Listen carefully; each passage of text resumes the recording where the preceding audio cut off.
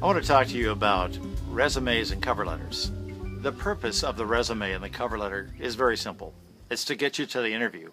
It doesn't get you the job, but unless you get to the interview, it's not likely you're going to get to a job. So it's part of a process that gets you to the interview. Over the many years, working in human resources, both as the lead for a recruiting team and as a recruiter and as a person who hires people, I've seen a lot of resumes and cover letters.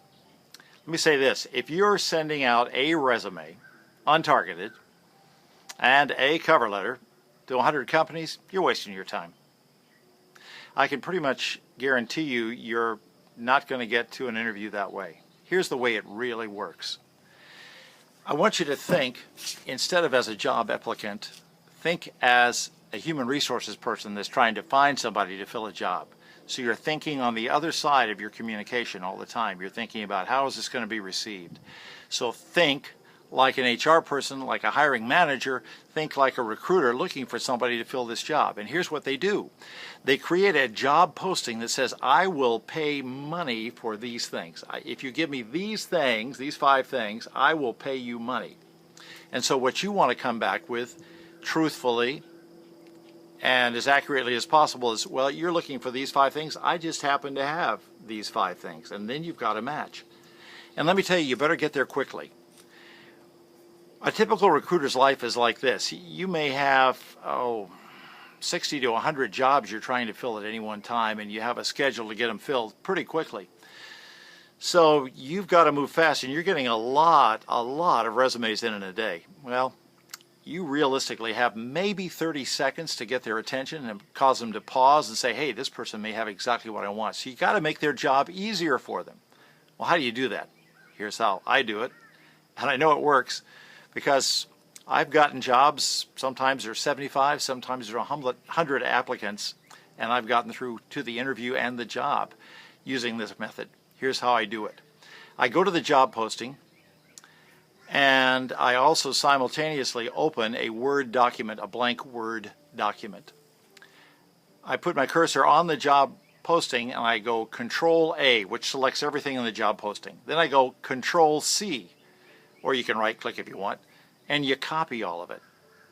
And then I go to the Word document and I do Control V like in Victor, and that's paste.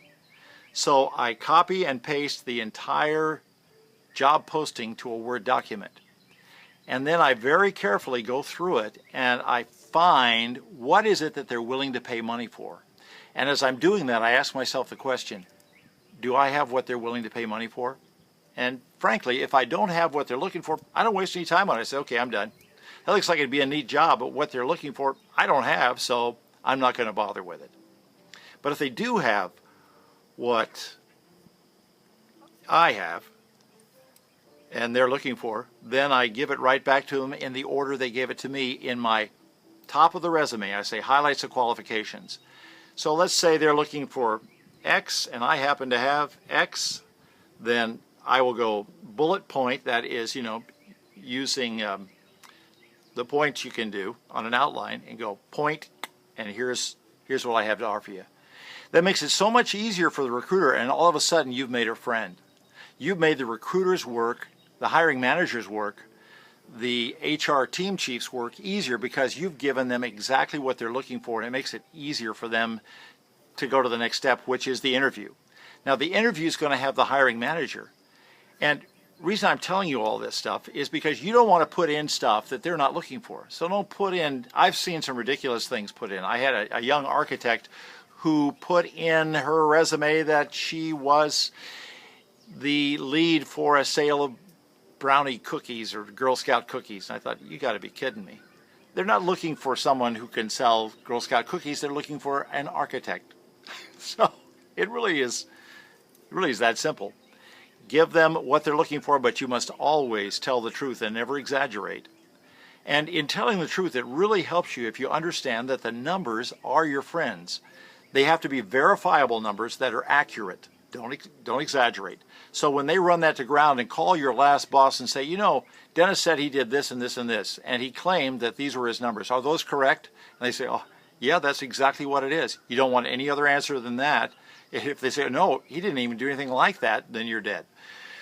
So the numbers are your friend. As much as you can, quantify the work that you've done. You're going to have to think. You're going to have to research. You're going to have to talk in terms of dollars and people and quantity and products, whatever it is that you did in the work that makes you qualified to handle this job. Well, that's the short version of it. If you have any questions, please write me, email, or text me and say, hey, how do I do this with what I've got right here? And I'll be glad to respond to you and help you with that.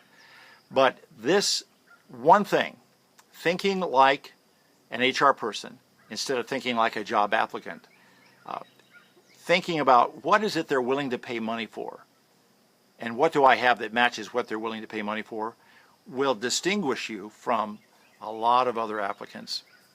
And I think you'll have success. See you.